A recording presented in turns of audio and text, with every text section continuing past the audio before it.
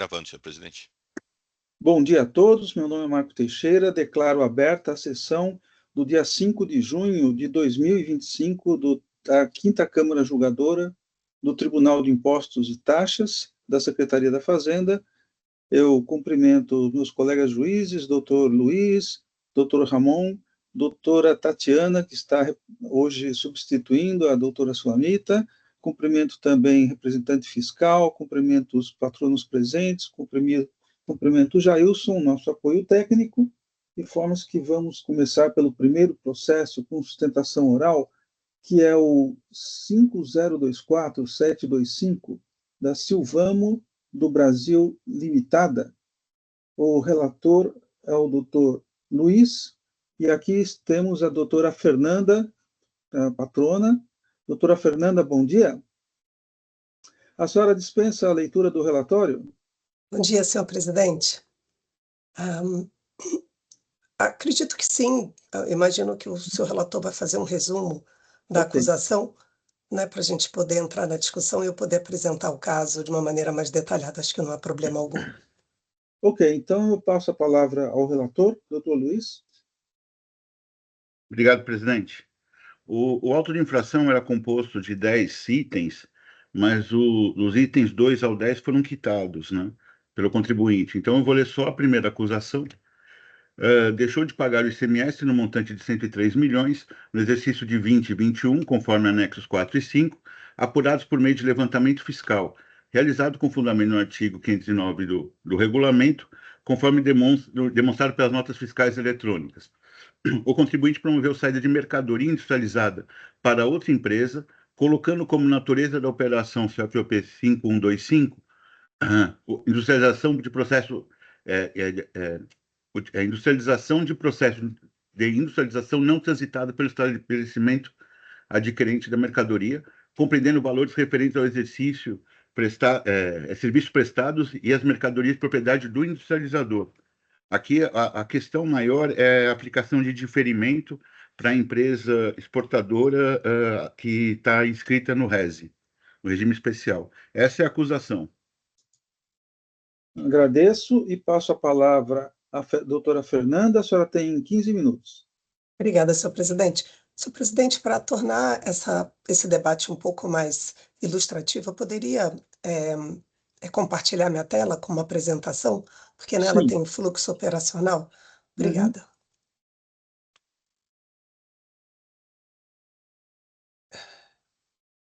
Eu imagino que os senhores já devam estar analisando, vendo a minha apresentação. Eu vou colocar em tela cheia para ficar mais fácil. Bom, senhores, como bem apontado pelo ilustre relator, eu gostaria só de esclarecer, né, que estamos falando de um auto de infração de aproximadamente 237 milhões, em que 93% desse auto de infração se refere ao item 1, por isso que os itens 2 a 10 foram quitados, porque a empresa resolveu e entendeu que era prudente defender exatamente aquilo que corresponde ao maior valor da acusação fiscal. Segundo a acusação fiscal, a recorrente teria promovido saída de mercadoria industrializada com destino à empresa Silvano Exports, que é uma empresa do mesmo grupo da recorrente, sem o destaque do ICMS sobre os insumos aplicados no processo produtivo, né? A autoridade fiscal entendeu que a mão de obra aplicada no processo de industrialização estava, assim, sujeita ao diferimento e não há dúvida quanto ao cumprimento do processo de industrialização sob encomenda e a aplicabilidade do diferimento para esta atividade, tanto é que o termo de verificação, o termo circunstanciado conta todo o processo de fiscalização, e o processo de fiscalização iniciou-se exatamente visando verificar o cumprimento pela recorrente do disposto no artigo 402 do regulamento, que é a industrialização sobre encomenda, ali iniciando uma fiscalização, buscando entender se o encomendante havia remetido os principais insumos do processo produtivo, né, nessa operação. Então, não há dúvida de que estamos diante de uma operação de industrialização sob encomenda. Essa industrialização sob encomenda está sujeita ao artigo 402, foi remetido pela empresa Silvamo Exportadora os principais insumos, e a recorrente industrial aplicou outros produtos, outros insumos no processo de industrialização e cobrou-se também a mão de obra. Em relação à mão de obra, foi aplicado o diferimento nos termos do artigo 402. Segundo a acusação fiscal, e consta isso do termo circunstanciado, folha 67, o contribuinte foi notificado a esclarecer por que não aplicou o diferimento, porque aplicou, desculpa, o diferimento em relação, porque houve ausência de destaque do ICMS em relação aos insumos próprios aplicados na industrialização. Resposta em que a recorrente esclareceu que a ausência do destaque decorria de um regime especial RESE, no qual o encomendante, Silvamo Export, era signatário, e consta-se signatário habilitado até presente data, diga-se de passagem, e que a industrial recorrente, inclusive, constava como habilitada neste regime especial como fornecedora, e indicação não só de como fornecedora, mas como de industrializadora em processo de industrialização sob encomenda. Entretanto, a autoridade fiscal concluiu que, segundo o regime especial RESE, nós vamos entrar um pouquinho nele, as vendas, ele somente se aplicaria caso o industrial, primeiro, após adquirir o insumo, que seria aplicado no processo de industrialização, não os principais insumos, porque esses sim foram encaminhados pela, óbvio, encomendante. Isso não há dúvida nos autos. Na acusação fiscal e no termo circunstancial.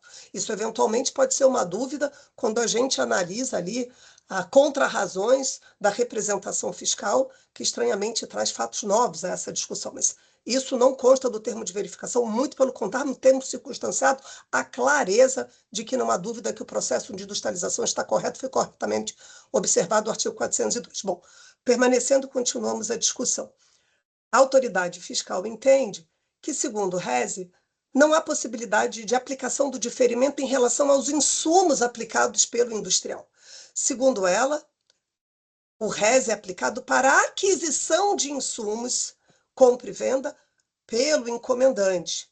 Então, aqui a autoridade fiscal disse que para que eu tivesse havido a possibilidade de aplicação do RESE, a recorrente deveria, ter vendido esses insumos inicialmente para a encomendante. Depois, simbolicamente, por óbvio, porque esses insumos já estavam em propriedade no estabelecimento do industrial. Depois, esses insumos deveriam ser remetidos para industrialização sob encomenda pelo encomendante.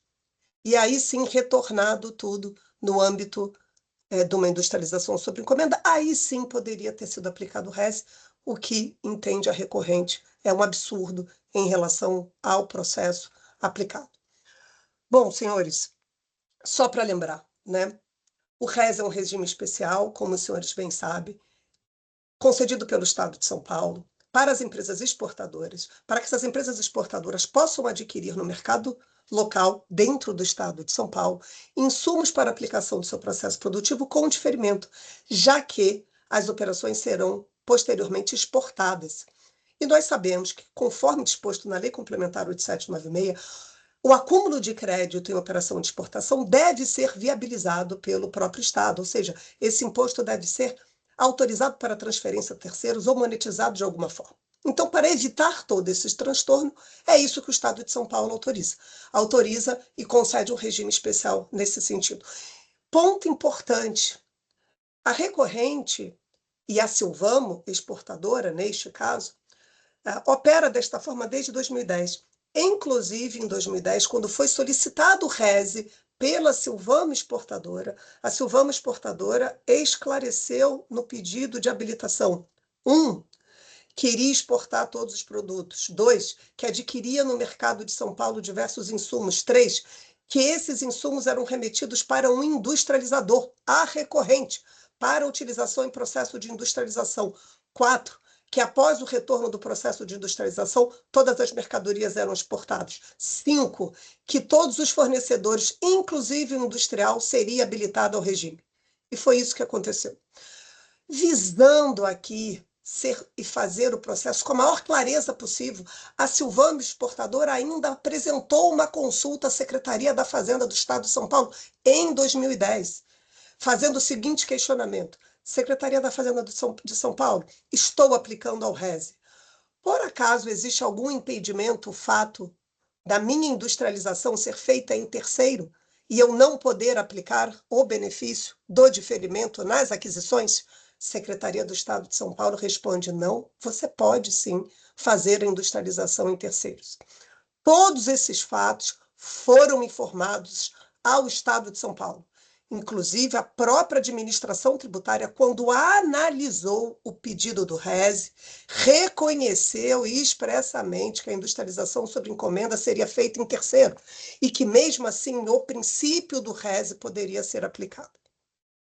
Bom, senhores, continuando o entendimento. Esse aqui é o fluxo de operação. Então, os senhores veem Silvame adquirindo insumos com RESE, Recorrente adquirindo insumos, é óbvio, com tributação regular, e fornecendo o produto industrializado, que compõe mão de obra e mais insumos aplicados para Silvame com diferimento. A mão de obra possui diferimento com base no artigo 402 e os insumos aplicados têm o diferimento com base no RESE. É isso que a recorrente aplicou. O que a autoridade fiscal entende? A autoridade fiscal entende que no momento do retorno dos insumos aplicados, a recorrente não poderia aplicar o RESE. Entende que não poderia aplicar o RESE porque o RESE é só aplicado para venda de insumo e não insumo aplicado pelo industrializador no processo produtivo. Inclusive, indica expressamente que, para fins de aplicação do RESE, a recorrente deveria ter vendido este insumo, depois recebido simbolicamente, para depois aplicar o regime da industrialização sobre encomenda e, consequentemente, aplicar o diferimento em relação à mão de obra nos termos do artigo 402. É isso que consta a acusação fiscal. Bom, senhores, qual é o equívoco da acusação fiscal? O primeiro, como demonstrado, o RESE, da forma como foi apresentada, dispõe que os insumos adquiridos, matéria-prima, produto intermediário e material de embalagem, pelo exportador, pode sim ter o diferimento do ICMS, inclusive em relação aos insumos aplicados pelo industrial, né? Tenhamos e convenhamos, se nós não entendermos que no processo de industrialização sobre encomenda, o que o industrial fornece é insumos mais mão de obra, nós teremos um problema acerca da aplicação, inclusive do ICMS sobre essa operação, né?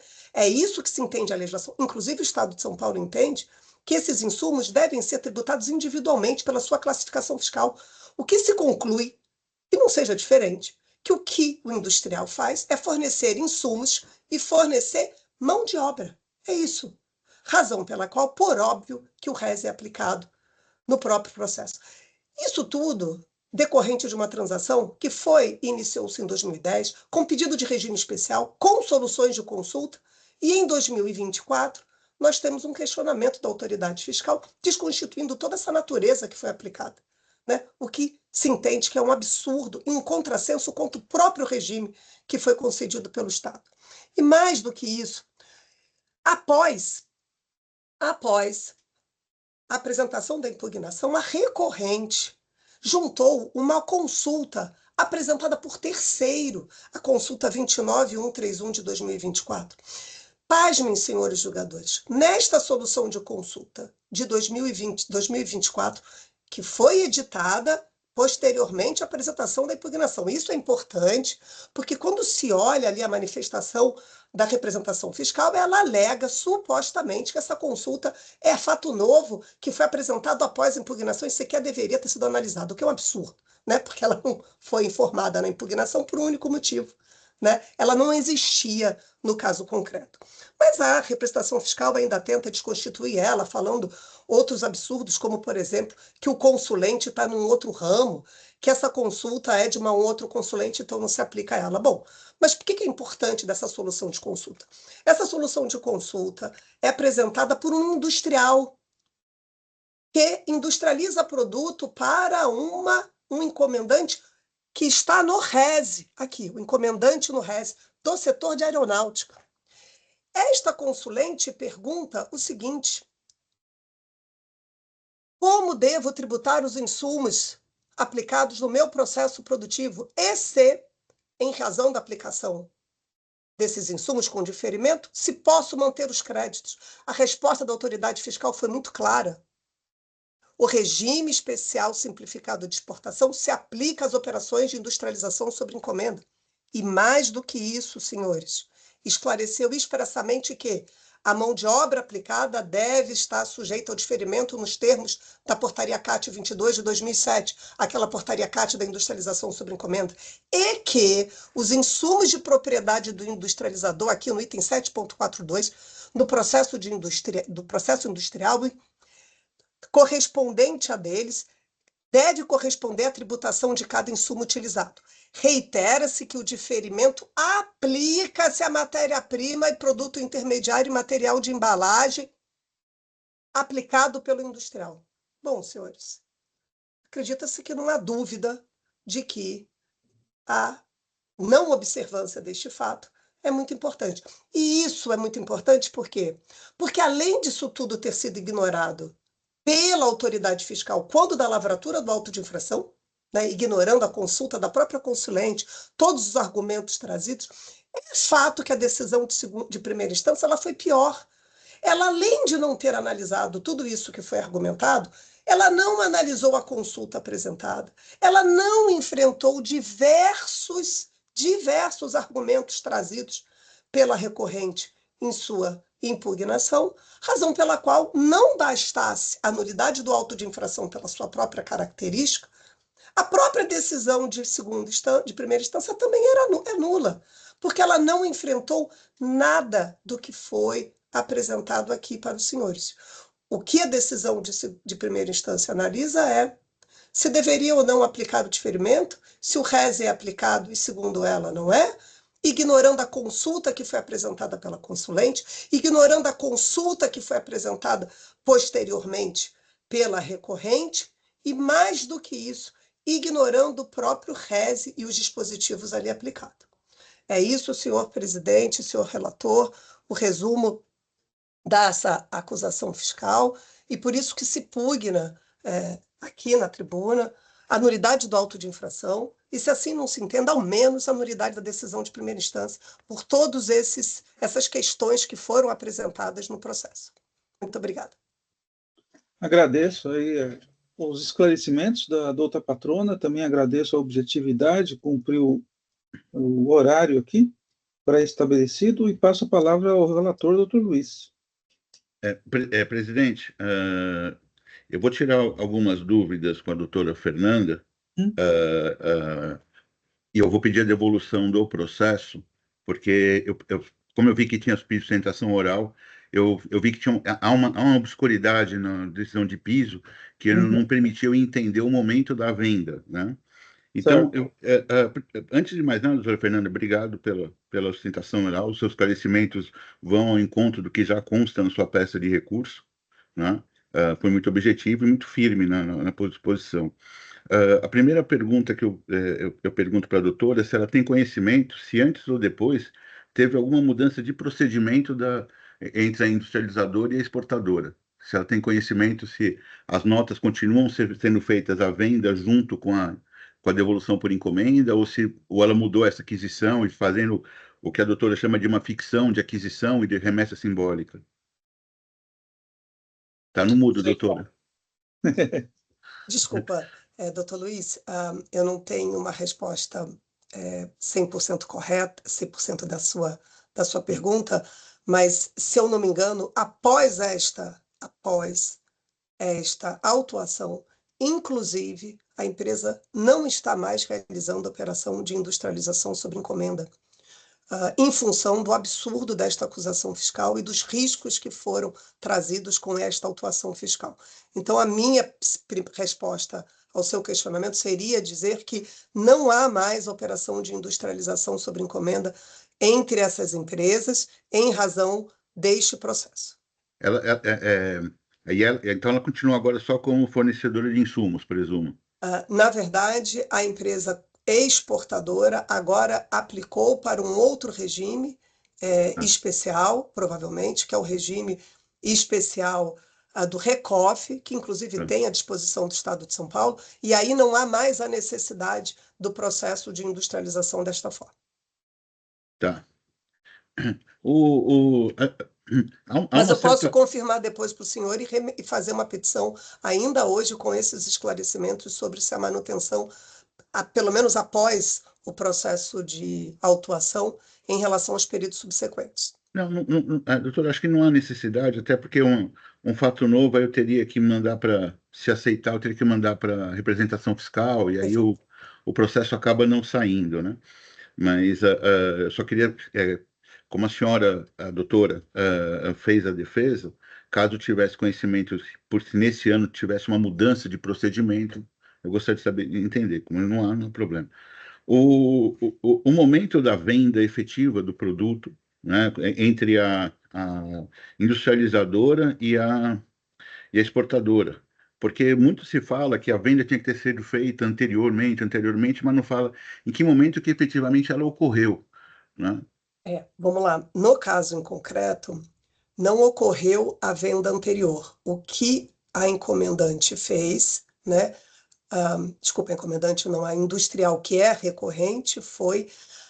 A industrial adquiriu alguns insumos no mercado nacional, esses insumos corretamente tributados pelo ICMS. Recebeu esses insumos, aplicou no processo de industrialização sobre encomenda e, ao momento em que retorna o produto industrializado, que, por sinal, vai direto ao porto, porque é para exportação, ao assim fazê-lo, a industrial recorrente cobra mão de obra aplicada com diferimento do ICMS nos termos do artigo 402, o que não é objeto de discussão desse auto de infração, e cobra os insumos aplicados no processo de industrialização.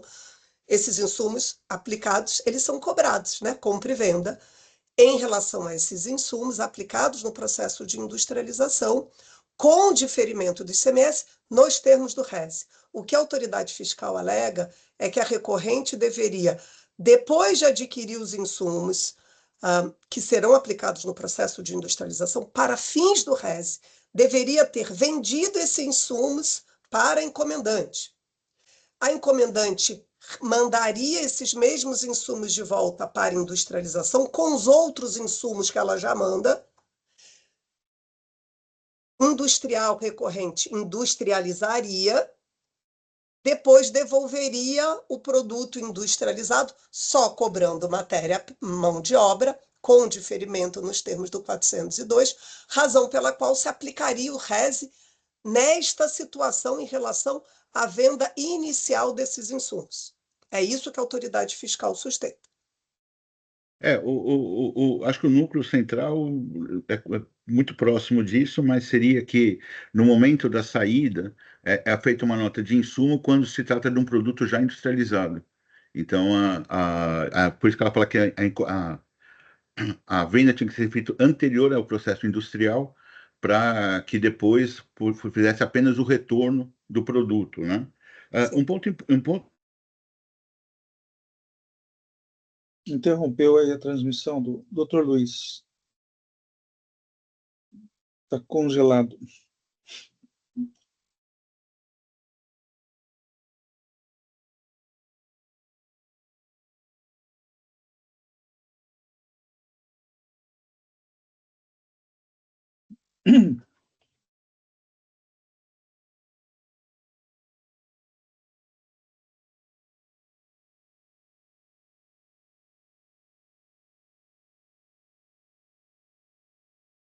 Voltou. Desculpa. Tudo bem. Não, a culpa não foi minha também. Não tem problema.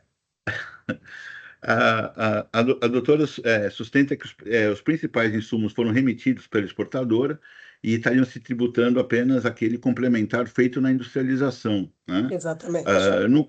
Não foi a minha leitura do processo. A minha leitura foi que, até porque nesse processo de encomenda se admite uma pequena inclusão, né, dos insumos, né, que a maior parte tem que vir do encomendante, né?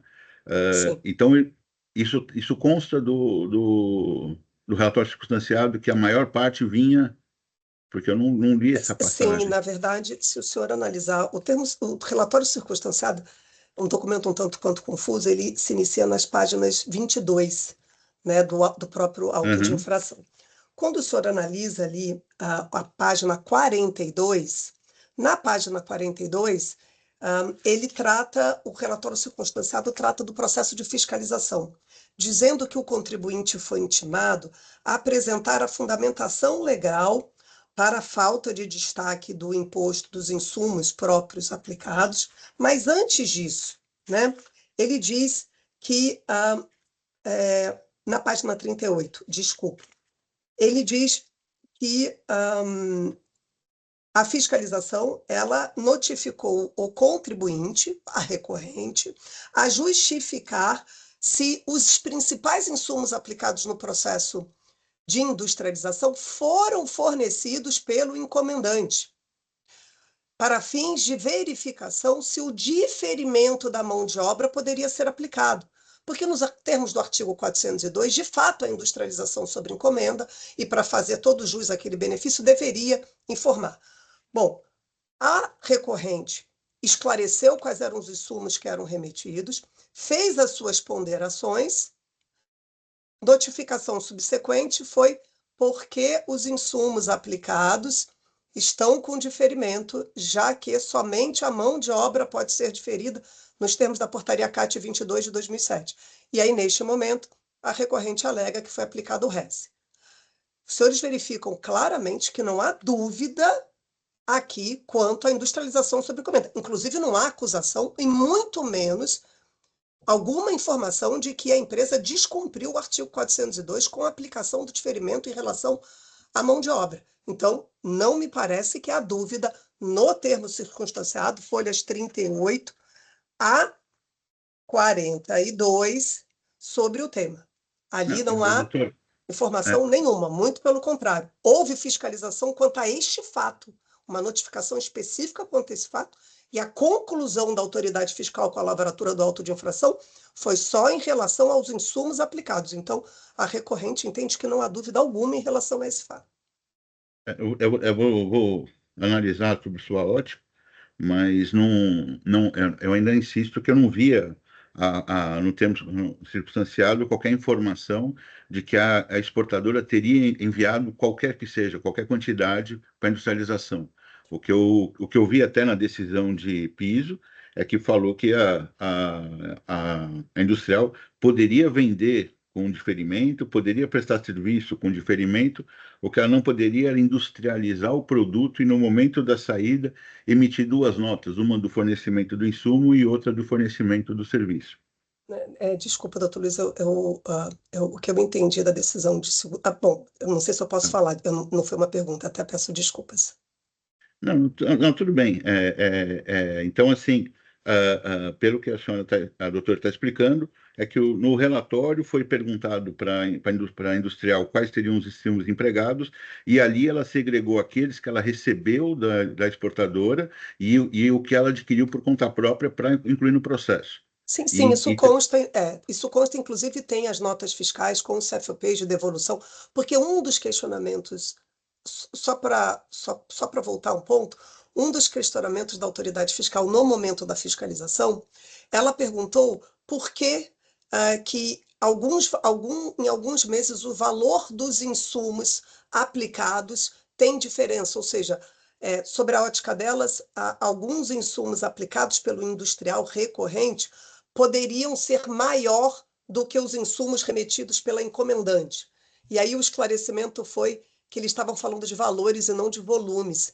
e que a industrial, a encomendante, desculpa, remeteu todos os insumos, e isso foi constatado no próprio termo de verificação fiscal, né? Só para voltar, o início da fiscalização foi para verificar a aplicabilidade da industrialização sobre encomenda no processo, e isso foi constatado. A conclusão foi que o insumo aplicado pelo industrial recorrente não poderia ficar sujeito ao diferimento, porque nos termos da portaria CAT 22 de 2007, só a mão de obra está diferida.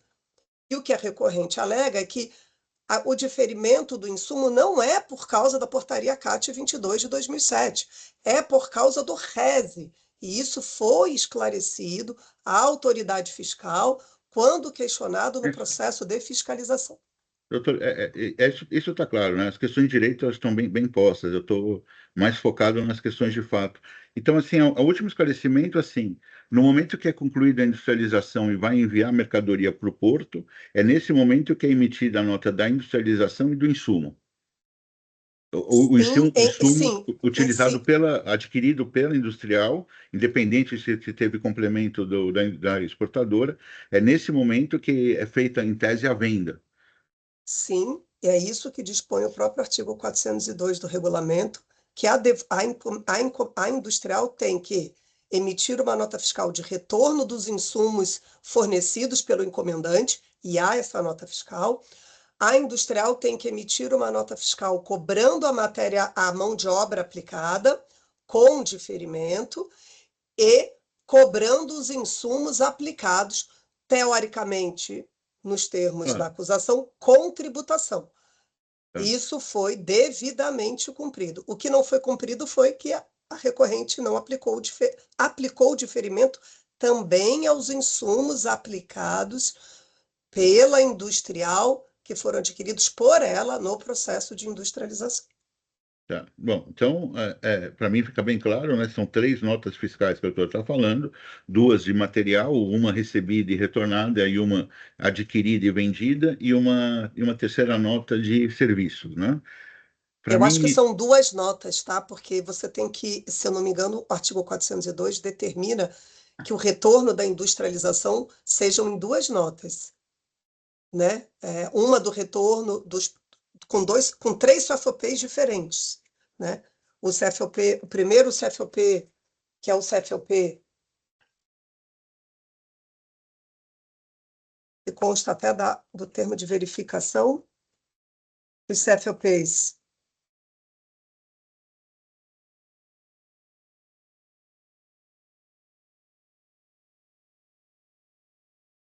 aqui, os CFOPs 5124, 5125, e o CFOP também aqui na própria CFOP 5902, que é o retorno da mercadoria utilizada na industrialização, ou 5925, quando é recebida por conta e ordem, que no caso deve ter sido recebida por conta e ordem. O CFOP 5903, que é o retorno das mercadorias recebidas na industrialização, caso não aplicado, isso não consta no auto de infração. 5124, que deve constar a mão de obra aplicada e os materiais de propriedade do industrializador aplicado. A legislação, no artigo 404 do regulamento de ICMS, diz que deve ser emitida uma única nota fiscal com esses CFOPs, 5902, 5124, no regulamento. Então, imagino que deva ter sido emitida uma única nota fiscal com as indicações de todos esses produtos. Pelo menos é o que consta no relatório circunstanciado e no próprio artigo 404 do regulamento do ICMS. Perfeito. A minha questão é se haveria, então, essas 3 operações: serviço, retorno de mercadoria enviada para a industrialização e venda de insumos próprios utilizados no processo industrial. Sim, na qualidade, sim, de industrialização. Vou verificar. Presidente, obrigado pela paciência, estou muito satisfeito. E aí eu vou pautar para a próxima sessão. Tá, então eu devolvo para a pauta e não para o relator, ou devolvo para o relator? Como você prefere? Talvez devolver para o relator, né, fosse mais... Pode ser. Pode ser? Pode. Então eu vou devolver aqui para o relator.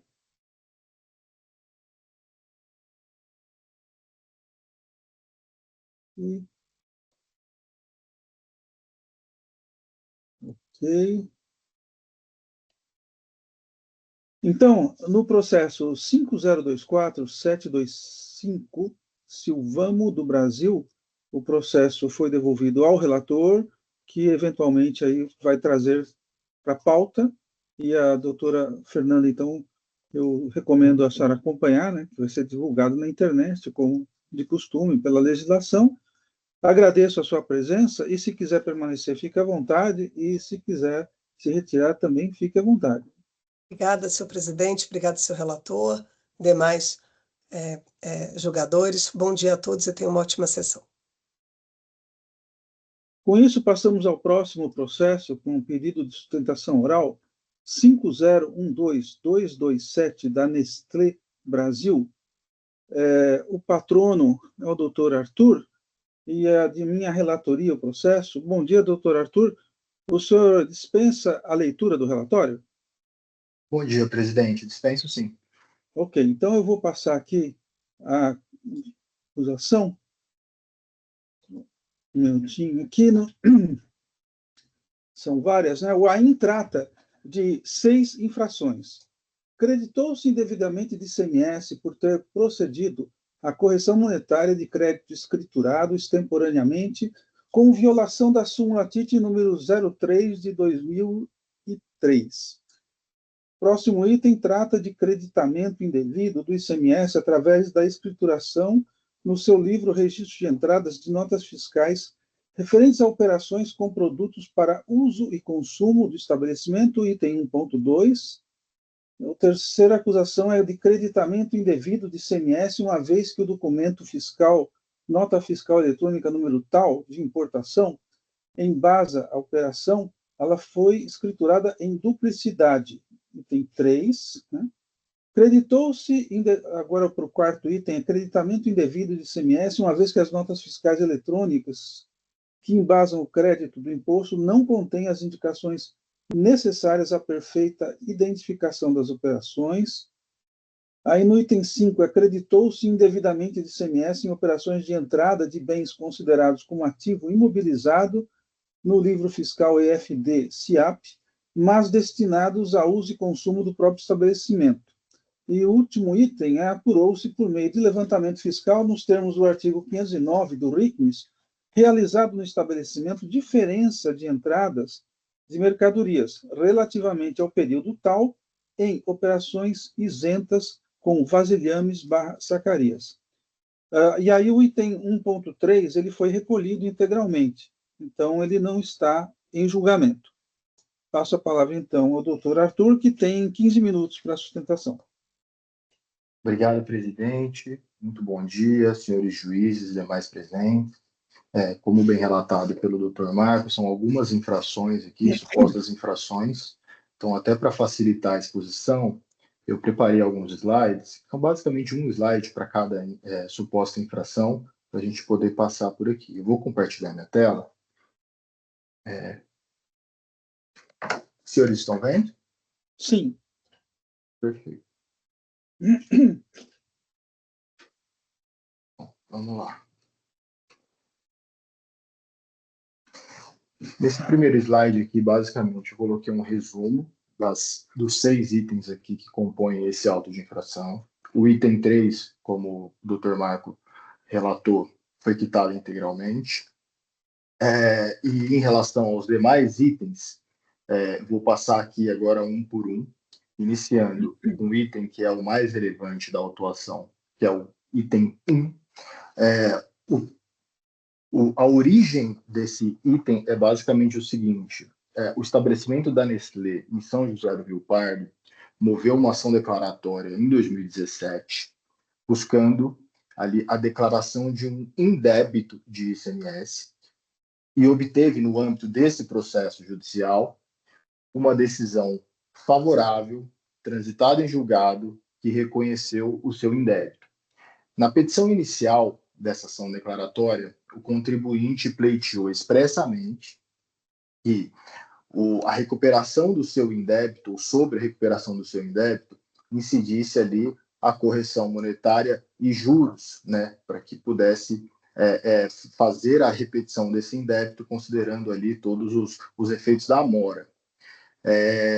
A Fazenda, e acho que esse é o primeiro ponto importante, quando contestou a ação declaratória, a Fazenda claramente manifestou uma recusa, uma oposição ao direito do contribuinte, dizendo que não concordava com a existência daquele indébito. Por sua vez, a Fazenda nada disse na ação declaratória sobre o ponto específico a respeito do direito de se corrigir esse indébito. Pois bem, a sentença que foi proferida no feito, ela foi de procedência. Eu até coloquei aqui embaixo do slide um trechinho que consta ali a parte dispositiva. Está escrito parcialmente procedente, mas isso apenas por uma questão de uma prescrição, que foi uma parcela do indébito que, por sua vez, não foi objeto aqui de creditamento, nada do tipo, nada tem a ver aqui com esse auto de infração. Então, assim, em relação ao direito à repetição do indébito em si, e em relação ao direito à correção desse indébito, né, para o período não prescrito, digamos assim, a sentença foi totalmente favorável ao contribuinte, que, por sua vez, após o trânsito em julgado desse processo judicial, fez o lançamento do crédito, como ele foi autorizado, do valor de principal do indébito e do valor correspondente à correção monetária. O fisco basicamente está discutindo nesse auto de infração a parcela da correção monetária, entendendo que, por se tratar de um período em que o contribuinte tinha um saldo credor, não seria possível a correção desse crédito, que é uma discussão aqui que é bastante conhecida. O contribuinte, a recorrente tem conhecimento da súmula 3 do TIT, que foi utilizada como um dos fundamentos do auto de infração, mas o ponto que foi bastante ali explanado, tanto na defesa quanto no recurso ordinário, é que a jurisprudência do STJ ela se consolidou no sentido de que a regra é que o crédito escritural não poderia ser corrigido. Porém, quando acontece uma recusa por parte do fisco em restituir aquele valor, isso caracteriza uma mora que, por sua vez, dá o ensejo, dá o direito ao aproveitamento desse crédito sobre o valor da correção monetária. O que a representação fiscal e a decisão de primeira instância também se apegaram seria porque a parte dispositiva da sentença não teria falado expressamente a respeito do direito à atualização do indébito. Porém, no entendimento da recorrente, como foi um julgamento de total procedência e o ponto da correção, novamente, sequer foi questionado na contestação da Fazenda, o contribuinte se valeu do posicionamento de que sim, a recorrente possui o direito a corrigir esse indébito.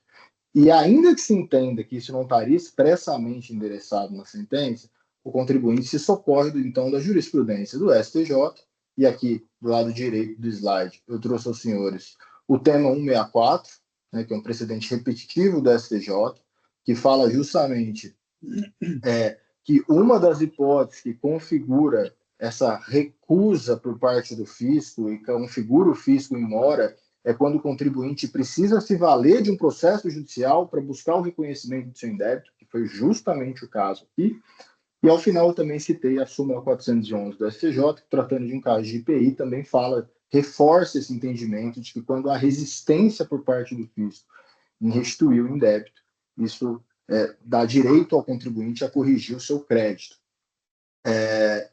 Passando agora para o item 2, na verdade, pelo próximo slide, eu vou tratar tanto do item 2 quanto do item 5 do auto de infração, porque eles versam ali basicamente sobre o mesmo assunto, que é a discussão sobre o aproveitamento de créditos, sobre determinados bens utilizados no processo produtivo do estabelecimento da Nestlé em São José do Rio Pardo, que, aos olhos do fisco, se enquadrariam como bens de uso e consumo, e, por conta disso, não dariam o direito a crédito.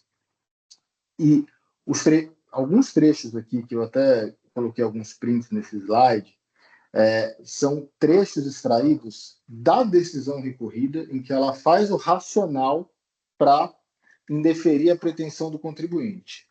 E o racional utilizado é fazer aquela segregação entre insumos, produtos intermediários e bens de uso e consumo. Citando aqui trecho do ato normativo da DNCAT 1 de 2001. E o que é interessante é que, ao citar os trechos da DNCAT,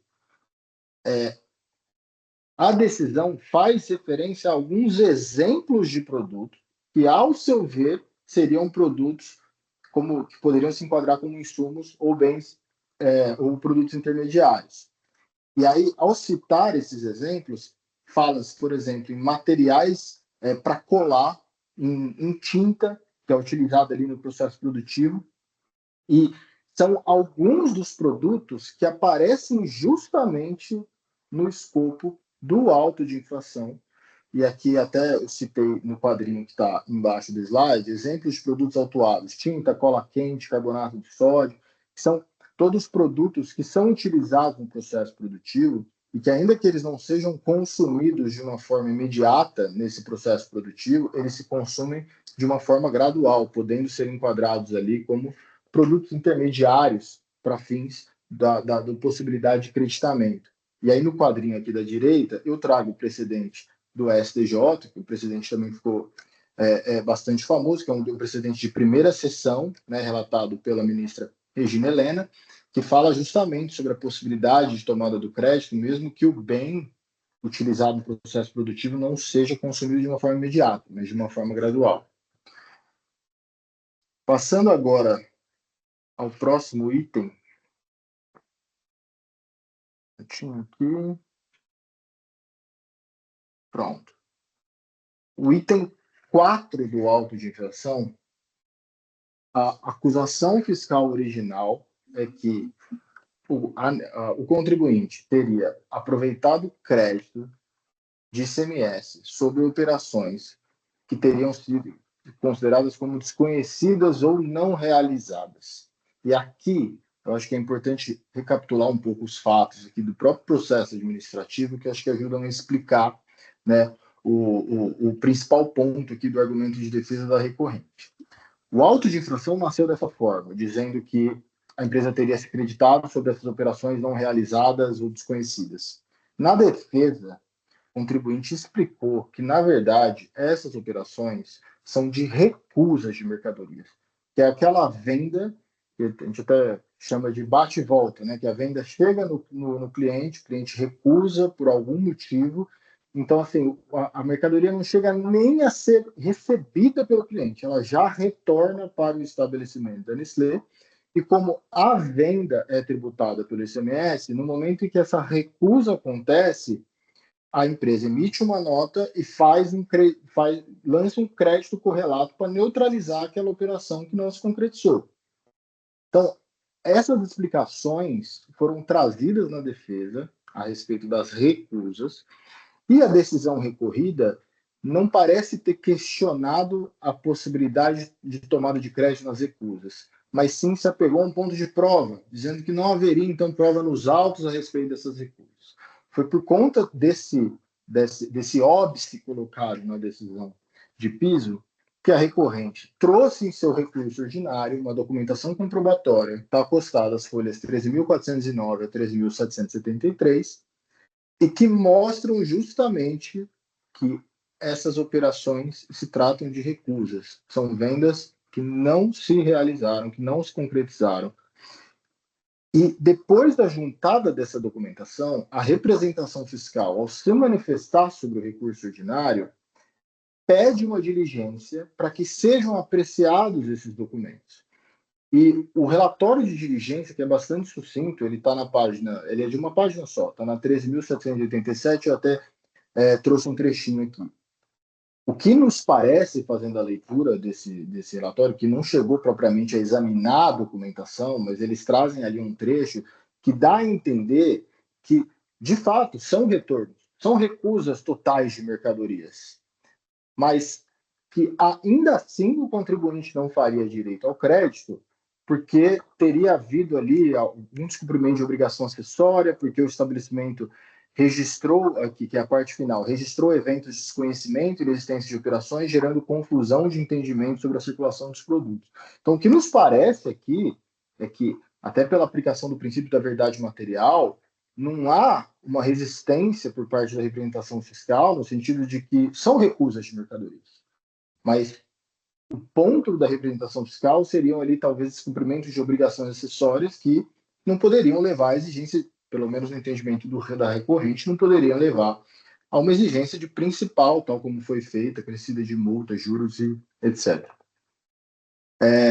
Então, eram essas considerações aqui para o item 4, e já passando para o item final, que é o item 6 do auto de infração, cuja acusação foi na verdade, foi uma aplicação de uma penalidade em relação a valor de divergências de entradas e sacarias, que são as chamadas big bags, que são, enfim, são umas sacarias mesmo, uns sacos bem grandes, assim, que são usados para transporte de produtos, em que o fisco apontou ali algumas divergências na entrada. O que é interessante notar de imediato é que o fisco reconhece que essas operações elas não geraram nenhum tipo de falta de pagamento de imposto, porque essas mercadorias elas não são tributadas, elas também não foram objeto de creditamento por parte do contribuinte. Então aqui é uma penalidade por descumprimento de obrigação acessória, mas que levou a uma multa bastante pesada aí de quase 4 milhões de reais. E aqui tem um ponto que é interessante, que eu queria trazer aqui na sustentação oral, que também está bastante explicado no recurso ordinário, que foi, quando o auto de infração chegou, e o contribuinte foi fazer a análise da base de cálculo utilizada pelo fisco para fazer a exigência dessa multa, o contribuinte se atentou que o fisco simplesmente não juntou o demonstrativo que ele cita no relatório circunstanciado, aquele demonstrativo que comprovaria a base utilizada para a cobrança da multa, ele não foi juntada com o auto de infração. E aí nós provocamos isso via defesa, apontando como um item de nulidade, né, por ausência de um demonstrativo que era essencial ali para a compreensão da infração e para a aferição de eventuais erros na base de cálculo da multa. E após a nossa provocação via defesa, aí veio uma manifestação fiscal, que é a manifestação fiscal que já já trouxe ali as colocações da representação fiscal sobre todos os itens da defesa, e no item 6 a representação fiscal reconhece, né, de que houve um erro realmente no momento em que subiu os documentos no EPAT, e o demonstrativo número 6 ficou de fora. Então, o fisco reconhece ali que realmente esse demonstrativo não foi apresentado. E depois disso, algum tempo depois, ali no processo, o contribuinte é intimado para se manifestar a respeito disso e dessa juntada extemporânea do demonstrativo número 6 que foi feito. Mas aí o que é interessante também é que não foi especificado o prazo, não foi um termo de ratificação do auto de infração, aquele que reabre prazo de 30 dias para o contribuinte se manifestar, foi um despacho ali que não especificou prazo algum, então o contribuinte, até pela regra do artigo 5º, parágrafo único da Lei 13.457, presumiu que aquele prazo, então, seria de 5 dias, né, porque não estava especificado prazo algum ali na intimação, e, em resposta, o que a recorrente disse, reiterou o argumento de nulidade, pela falta de juntada do demonstrativo no momento adequado, e subsidiariamente, então, caso fosse entendido que aquele não era um ponto de nulidade, que ao menos fosse reaberto para o contribuinte um prazo de 30 dias, né, que é o prazo da defesa, para que o contribuinte pudesse realmente examinar com calma aquele demonstrativo e exercer o seu direito à ampla defesa. E esse pedido de 30 dias não foi atendido no processo. Então, isso foi trazido aqui como contribuinte como um ponto de nulidade, que eu acho que é o principal argumento aqui em relação ao item 6, e caso se entenda que não houve a nulidade, então o contribuinte pede a relevação da multa, né, e aqui até citei aqui quais dispositivos legais que embasam essa redução da multa, justamente porque o próprio fisco reconhece que esse item 6 não ocasionou nenhum tipo de falta de pagamento ou lesão ao erário. Acho que eu consegui cobrir todos os itens aqui do auto de infração, mas eu fico à disposição dos senhores para prestar eventuais esclarecimentos complementares. Muito obrigado. Eu agradeço aí os esclarecimentos do patrono, que já ajudam, né, a esclarecer o caso, né? Eu vou aqui passar a leitura do voto, que já estava disponível aos meus pares. Eu vou procurar, na medida do possível, fazer uma leitura mais rápida, mas, evidentemente, a gente pode voltar a algum ponto se não ficar muito claro. Então, no item 12 do voto, eu digo assim: em relação ao item 1.1 do AIN, o recorrente reproduz os mesmos argumentos já trazidos em sua impugnação e que foram devidamente rejeitados pela decisão de piso, as folhas tais. Por esse motivo, eu transcrevo a seguir o trecho da referida decisão, pedindo licença para adotar seus fundamentos como razões de decidir. Então, aqui eu vou poupá-los da leitura, né? Eu negritei os pontos que eu acho principais da decisão de piso, né? E no item 3 eu digo: pela leitura da decisão monocrática, é possível verificar que é incontroverso nos autos o creditamento extemporâneo de correção monetária realizada pelo autuado. E aí eu digo que a jurisprudência deste TIT é pacífica, no sentido da vedação desse creditamento, não admitindo exceções, conforme julgamento do processo tal, em sessão tal, cujo trecho do voto condutor do acórdão peço a devida licença para transcrever, a seguir adotando seus fundamentos como razões de decidir. Então, também aqui eu vou poupá-los da leitura, eu negritei os pontos que eu entendo principais, que é da jurisprudência do TIT. E aí eu digo no item 15, em relação ao argumento do recorrente de que a decisão de piso teria deixado de aplicar a jurisprudência vinculante do STJ ao caso concreto, entendo que este tribunal, por outro lado, não pode deixar de aplicar o artigo 52 da Lei 13457/2009, a não ser nas situações previstas no artigo 28 da referida lei, o que, no meu entender, não é o caso dos presentes autos. Então, por esses motivos, eu entendo que deve ser mantido o item 1.1 do AIN. Em relação ao item 1.2, a acusação trata de creditar-se indevidamente do ICMS através da escrituração no seu livro Registro de Entradas de notas fiscais referentes a operações com produtos para uso e consumo de estabelecimento. Segundo o fisco, as mercadorias constantes no demonstrativo tal, folhas tais, não compõem os produtos da autuada e não se consomem diretamente em seus processos produtivos, razão pela qual não geram direito a crédito. Em sua manifestação fiscal às folhas tais, a AFR autuante esclarece, né?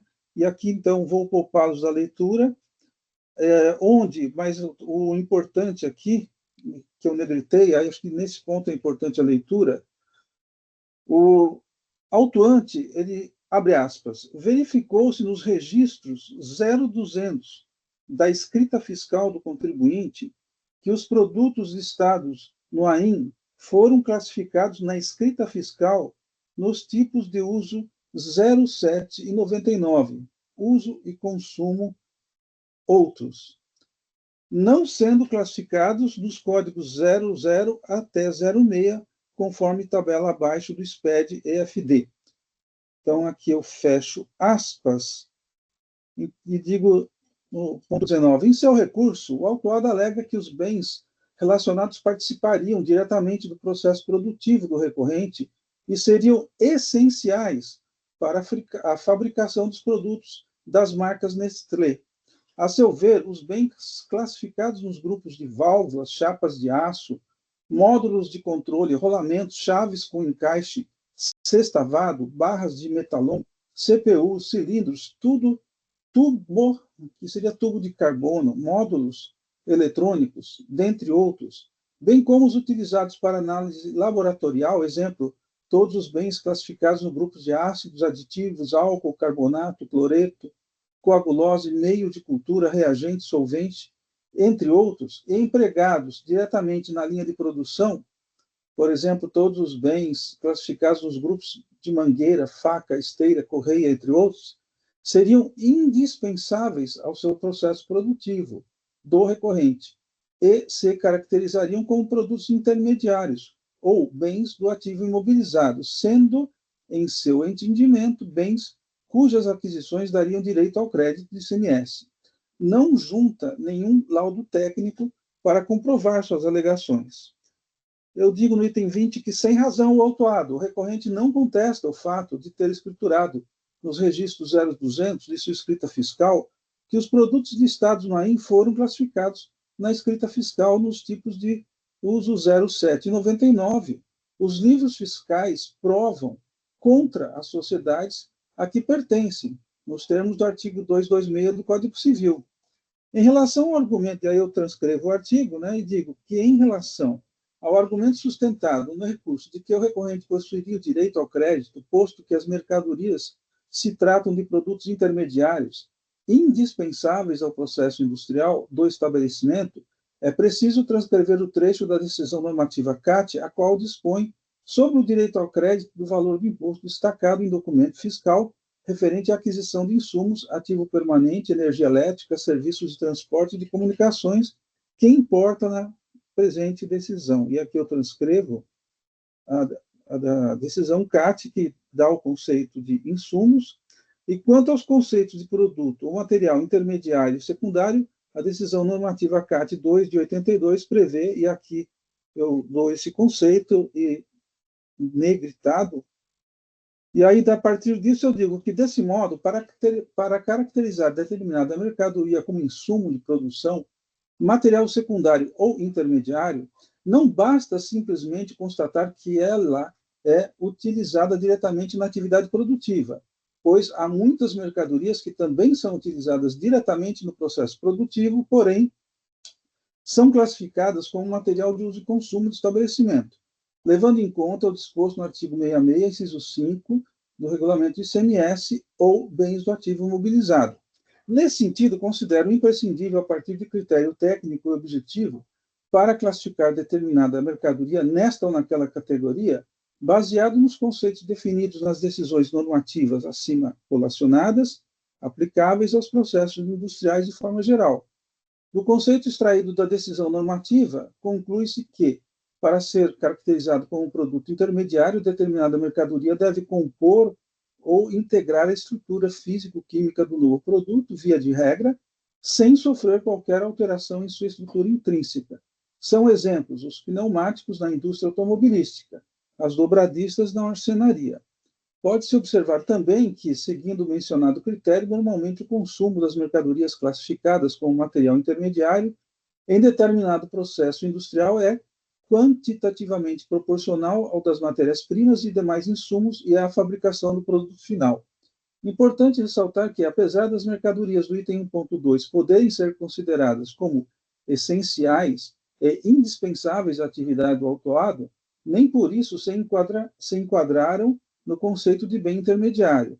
O demonstrativo número 2 de folhas tais, trazido aos autos pelo fisco, lista produtos que é possível verificar que não integraram o produto final fabricado pela autuada, como, por exemplo, reagente analítico, cola, adesivo, PVA, tinta preta e outros.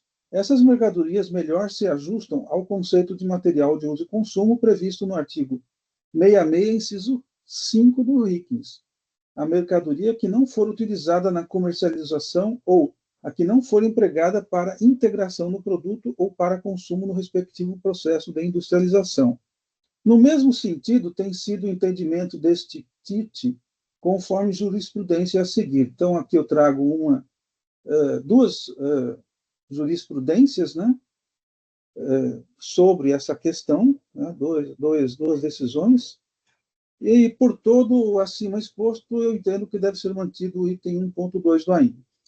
Em relação ao item 1.5 do AIM, a acusação trata de creditamento indevido de ICMS em operações de entrada de bens considerados como ativo imobilizado no livro fiscal EFD-SIAP. mas destinados ao uso e consumo do próprio estabelecimento. O fisco às folhas tais traz demonstrativo dos produtos adquiridos pelo autuado, os quais não considera ativo imobilizado. Em sua manifestação às folhas tais, o autuante esclarece, e aqui eu trago a manifestação do fiscal, vou poupá-los da leitura, e digo no item 32, o recorrente argumenta que, sob sua ótica, o fato de diversos insumos e ativos imobilizados mencionados na decisão normativa CAT 0101 estarem contemplados na autuação revelaria a fragilidade desta, implicando a sua improcedência. Frise-se que o recorrente não traz laudo técnico para demonstrar seus argumentos. A razão está com o fisco, justifico. O parágrafo 5º do artigo 20 da Lei Complementar 87/96 e o parágrafo 10 do artigo 61 do RICMES estabelecem a sistemática de apropriação de crédito relativa à entrada de mercadoria do ativo permanente no estabelecimento, à razão de 1,48 avos por mês. Os parágrafos de 9 a 12 da decisão normativa assim dispõem. Aqui eu transcrevo a decisão, vou poupá-los da leitura. Aí eu digo que é importante registrar que a consultoria tributária da Cefaz tem se posicionado pela impossibilidade de aproveitamento do crédito nas aquisições de partes e peças adquiridas para reparo e manutenção de máquinas, ainda que ligadas à área de produção do estabelecimento. E aqui eu trago duas consultas que registram esse entendimento, né? E digo que também a Câmara Superior do TIT se posicionou acerca desta temática, consignando que as peças e componentes de máquinas que não são consumidas imediatamente no processo de produção não devem ser considerados como insumos de produção, mas sim como materiais de uso e consumo do estabelecimento conforme o julgamento do processo tal. E aí eu transcrevo essa decisão de Câmara Superior. Então, por todo o acima exposto, deve ser mantido o item 1.5. Em relação ao item 1.4, a acusação trata de creditamento indevido do ICMS, uma vez que as notas fiscais eletrônicas que embasam o crédito do imposto não contêm as indicações necessárias à perfeita identificação das operações. Verificou-se que não houve confirmação das operações de entrada pelo destinatário autuado, uma vez que constam nas notas fiscais os eventos de desconhecimento da operação ou operação não realizada, não sendo admitido crédito ICMS. O autuado alega que o direito ao crédito, em caso de mercadoria recusada, independeria de autorização do fisco, estaria assegurado pelo artigo 63, item B, entende que o procedimento adotado estaria amparado no artigo 453, inciso 1, que, a seu ver, teria sido integralmente atendido. O recorrente também alega que foram ainda trazidos à colação documentos folhas tais de venda, extratos do portal da nota fiscal eletrônica, notas fiscais eletrônicas de entrada, com indicação do número das notas fiscais de venda em observação e requisitos e registros fiscais das notas fiscais de entrada na escrituração fiscal digital, com a finalidade de demonstrar que teria efetivamente ocorrido a recusa de mercadorias nas operações retratadas neste item. Após diligência ao AFR autuante, houve manifestação fiscal de folhas tais com os seguintes esclarecimentos. O douto patrono também já fez referência a essa manifestação, aqui eu transcrevo integralmente a manifestação e digo no item 42. Primeiramente, é preciso esclarecer qual o comportamento que deve adotar o contribuinte que enviou mercadoria, porém o destinatário se recusou a recebê-las. Esta orientação está contida na resposta à consulta número tal, e eu transcrevo. Por sua vez, o artigo 453, também eu transcrevo o artigo, e aí eu digo no item 44. O contribuinte às folhas tais traz comprovantes de que as notas fiscais de saída foram registradas no portal da nota fiscal eletrônica com o evento operação não realizada ou o evento desconhecimento da operação, conforme planilha a seguir elaborada. Então, aqui eu fiz esse levantamento, né, do que o contribuinte trouxe, aonde estão as notas fiscais, aonde está a documentação. Aí eu entendo, no item 45, pelo acima exposto, entendo que o crédito deve ser glosado apenas nos casos em que não houve declaração do destinatário que confirmasse a não realização da operação ou o desconhecimento da mesma. É o caso das notas fiscais de saída emitidas pelo autuado, onde consta apenas a ciência da operação, por parte do destinatário. Entendo que as notas fiscais de entrada, que fazem a referência às notas fiscais de saída, e nas duas notas fiscais consta a não realização da operação ou o desconhecimento da operação, devem ser excluídas deste item. Então, em consequência, né, somente as notas fiscais de entrada, onde, apesar de constar o desconhecimento da operação, porém, nas correspondentes notas fiscais de saída, constam apenas o evento ciência da operação, é que devem ser mantidas, pois não houve a declaração do destinatário que configurasse expressamente a recusa do recebimento das mercadorias nas notas fiscais de saída. Estas notas fiscais de entrada são, e aí são 3 notas, né? Então, pelo exposto, o item 1.4 deve ser provido parcialmente. E aí, em relação ao último item, 2.6, a acusação trata da apuração realizada pelo doutor FR autuante por meio de levantamento fiscal, nos termos do artigo 509, resultando em diferença de entradas de mercadoria em operações isentas com vasilhame e sacarias, conforme demonstrativo número 6. O recorrente alega que as provas devem ser apresentadas junto com o auto de infração e, tendo havido falha no carregamento do demonstrativo, deveria o fisco ter comprovado este fato após a lavratura do auto de infração e não após a juntada da defesa. Em sua manifestação fiscal de folhas tais, o doutor AFE autuante esclarece os motivos de fato e de direito que resultaram na lavratura do item 2.6 do AIM, podendo-se constatar que o contribuinte teve a possibilidade e tempo de se defender da acusação que lhe foi imputada. E aqui eu transcrevo a manifestação do fiscal. Eu acho importante aqui, neste caso, aquilo que eu negritei, é importante registrar agora, né? Onde o fiscal diz, abro aspas, o contribuinte foi notificado para justificar as diferenças apontadas pelo fisco. Houve pedido de prorrogação de prazo concedido em 4/5/2023 e encaminhado base de dados com todas as operações dos exercícios 2019, 2020 e 2021. Contudo, a empresa apenas respondeu a respeito do produto pallet, não se pronunciando sobre o produto Big Bag, objeto da autuação, que fecho aspas, e aí eu digo que, no item 52, sem razão o recorrente, porque foi cumprido o devido processo legal, tendo em vista que foi dada ciência ao autuado do demonstrativo juntado posteriormente, possibilitando a ampla defesa e o contraditório, não havendo que se falar em nulidades. O primeiro demonstrativo elaborado pelo fisco, as folhas tais, determina a aplicação de multa de 1% sobre as saídas tributadas, valor total das saídas nos meses tanto a tanto, ou seja, toda a movimentação da autuada no período de 12 meses.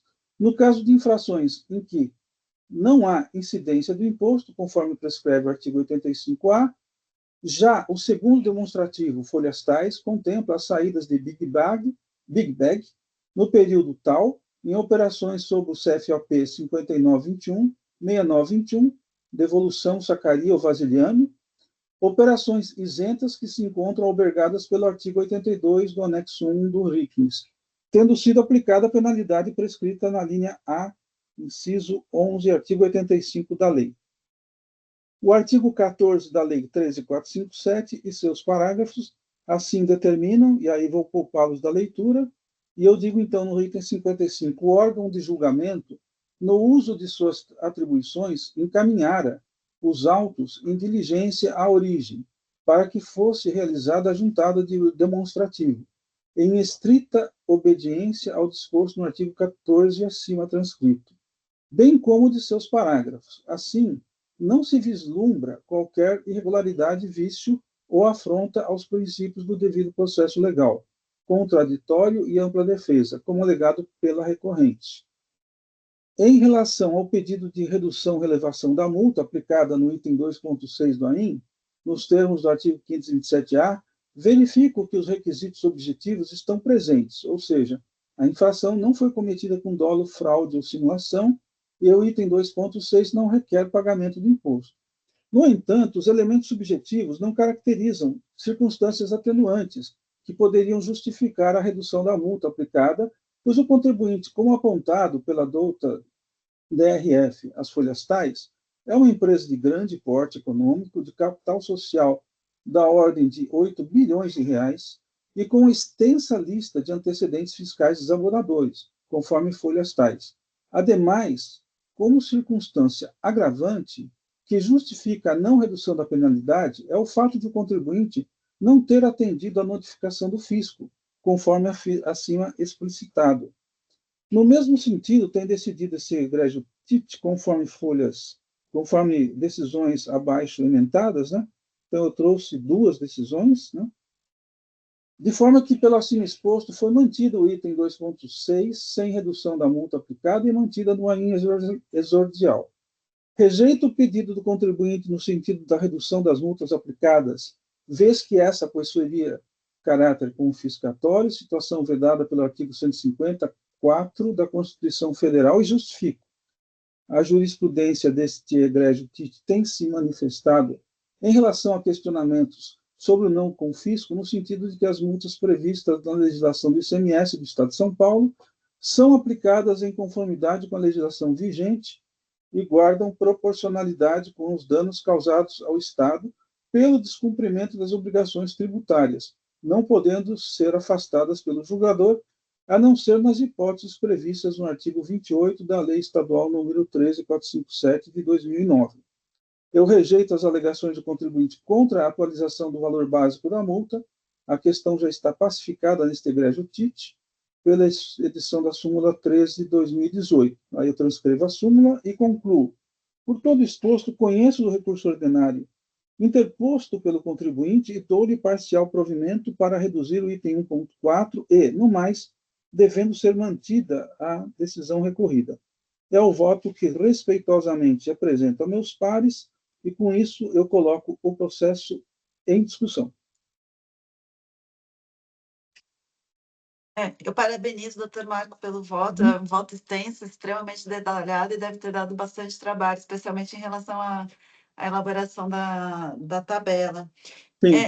Em relação ao item 4, tem 3 tipos de operação, né? As operações que teve a ciência, né, da operação pelo destinatário, que foram as 3 notas que foram mantidas, as operações não realizadas e operações em que houve desconhecimento da operação. Esse desconhecimento da operação, a finalidade é quando a utilização indevida ali da inscrição estadual. Então, a empresa simplesmente não reconhece que aquela nota tenha sido emitida para ela. O patrono da autuada, né, informa que, na verdade, foram vendas que não foram concretizadas, que houve o retorno das mercadorias. Mas em relação a essas notas em que houve desconhecimento e que, na verdade, não houve a correta indicação nos documentos fiscais, a gente entende que o direito ao crédito é diferente de quando há exigência de falta de pagamento do imposto. Ele ocorre quando todos os requisitos da legislação são cumpridos. No caso, esse primeiro requisito, que é a indicação correta no documento fiscal, já não foi feito. E aí eu gostaria de citar só como exemplo em relação ao o primeiro documento que o contribuinte inseriu é de não realizada. Em relação ao segundo documento, que é a primeira, a lei de desconhecimento da operação, que é a nota fiscal 329197, ela foi emitida no dia 23 de fevereiro de 2019 para a Unimarca, com os produtos Mucilon, no valor de R$ 133.055,19.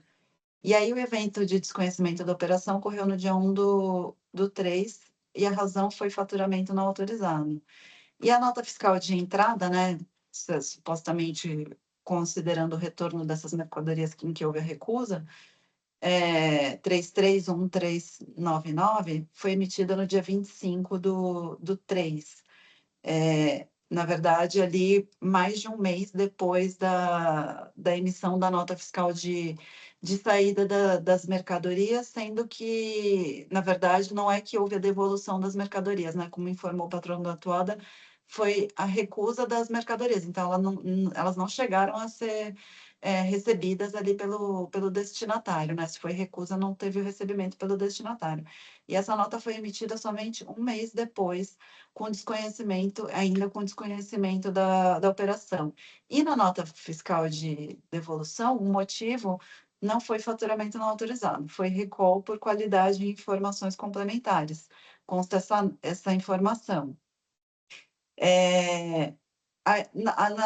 Daí no documento subsequente, documento 3, inserido pelo patrono, também com destino à Unimarca, foi emitida mais uma nota exatamente com o mesmo valor, R$ 133.055, também com os produtos Mucilon, os mesmos produtos, só que a nota anterior tinha sido emitida no dia 23/2 e essa foi emitida no dia 28/2 de 2019.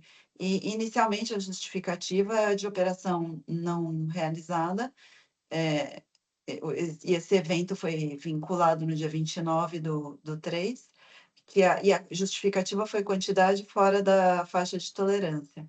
E aí a nota fiscal de entrada emitida pelo autuado, número 331883, foi emitida no dia 3/4, ou seja, a de saída tinha sido emitida no dia 28/2. No dia 3/4 de 2019, e, na verdade, não foi vinculado com outra razão, né? Não por operação não realizada, desconhecimento da operação, no dia 10/4, faturamento não autorizado. Então, isso para indicar que, em relação a essas operações em que teve o desconhecimento de operação, tem algumas incongruências, que, na verdade, não são hábeis a comprovar o direito ao crédito do contribuinte. Então, a gente tem 3 situações, né? Não realizadas, desconhecidas e ciência da operação. As de ciência da operação já foram mantidas na autuação, mas eu questiono em relação a essas em que houve desconhecimento da operação, que também tem outras inconsistências, que, na verdade, não são hábeis a gerar o direito ao crédito. Eu agradeço os esclarecimentos da representação fiscal, são observações importantes, mas eu entendo o seguinte: primeiro, que o douto fiscal autuante não colocou essas observações que você acabou de colocar, e também essas observações não estão quando a representação fiscal teve a oportunidade de falar da diligência, né? Isso você trouxe agora, né? Esse detalhamento. O detalhamento eu trouxe agora. Na verdade, Tudo o bem, contribuinte apresentou os documentos depois da manifestação fiscal e foi só feita uma diligência para ele ter ciência a representação fiscal mesmo que fez a diligência, para ele ter ciência dos documentos que foram apresentados extemporaneamente. Ele trouxe extemporaneamente, até já se justificou, porque a decisão de primeira instância falou que aquilo que havia não era suficiente. Então, ele trouxe uma documentação que, na realidade, já era disponível, porque são as notas fiscais. Então, não teve uma informação nova. Simplesmente ele trouxe, com as notas fiscais, você vê a relação da entrada e saída, você vê que ele fez essa ligação entre nota fiscal de entrada com nota fiscal de saída, né? Ele fez, o destinatário registrou o evento.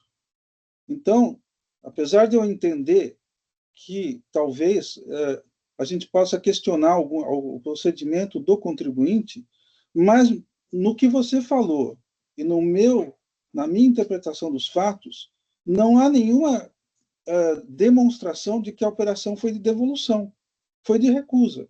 Se a recusa foi, não, porque se ele acha que o faturamento está errado, ele não podia falar do desconhecimento da operação, tudo bem, eu entendo que talvez aquilo que se argumenta, talvez tenha havido uma irregularidade de obrigação acessória do contribuinte, mas não de falta de recusa, entendeu? Eu entendo que a recusa, no meu entender, está clara. Por isso que as 3 notas onde eu entendo que não está devidamente esclarecido a recusa, eu estou mantendo. Mas, naturalmente, com a devida vênia dos colegas que pensarem diferente, eu entendo que as outras não há, digamos assim, óbice ao fato de que houve recusa, a não ser que tenha alguma coisa que eu não vi que fala, olha, aqui realmente ele aceitou a mercadoria e fez a devolução.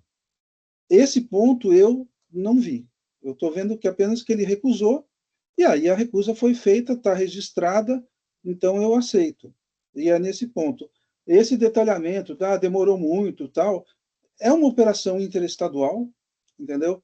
Então, não vejo, assim, por que dizer que ele aceitou, mesmo porque, como ele, né, do ponto de vista da operação como um todo, se a nota fiscal de saída, ele diz que desconheceu, ou, eu estou dizendo, isso está registrado na nota fiscal, no portal lá, onde ele registrou, o destinatário registrou.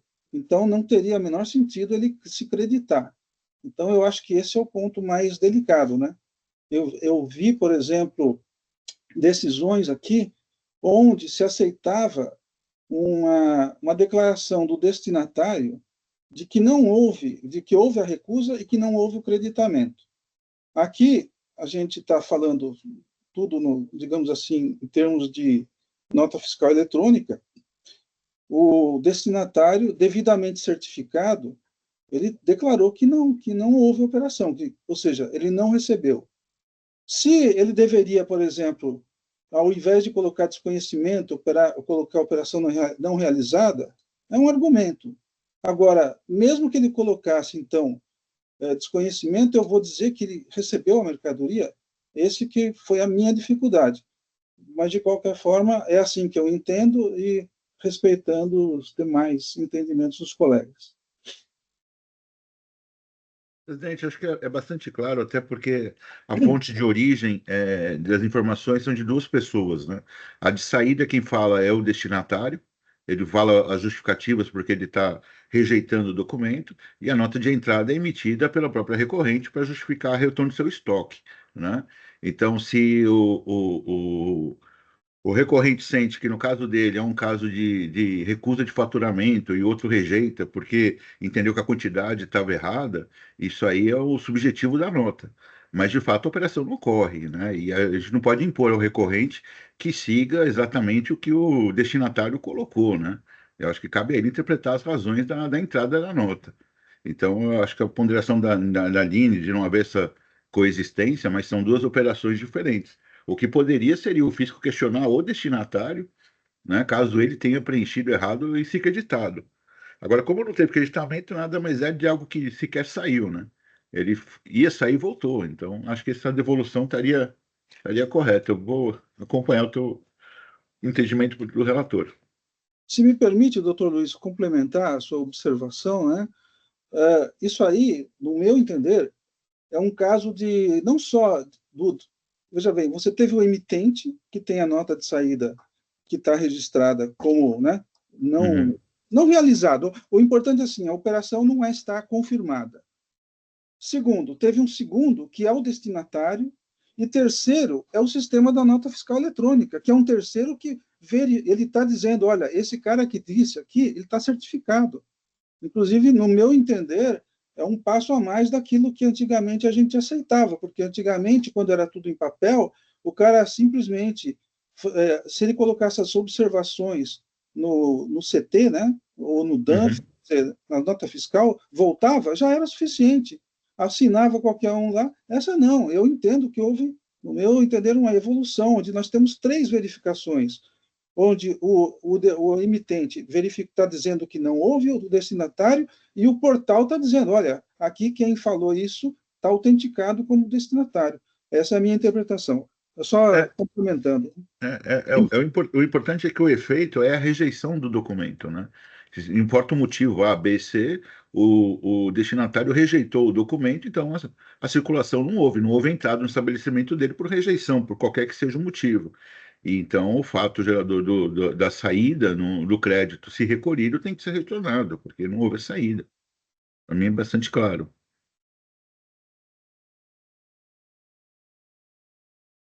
E no mais também, presidente, eu vou acompanhar, apesar de ter a divergência da questão do consumo imediato, eu acompanho, compartilho com quanto exposto pelo doutor Arthur, né, de não ser o que pode ser gradativo, mas a questão do rolamento, chapa de aço, correias, mangueiras, eu acho que integram a linha, não ao produto, né, então, e a ausência de laudo específico de desgaste, eu também acho que prejudica qualquer análise. Então, apesar de não concordar com o fundamento, eu acho que o material, o empregado, não daria, seria de uso em consumo. Por isso que eu vou acompanhá-lo.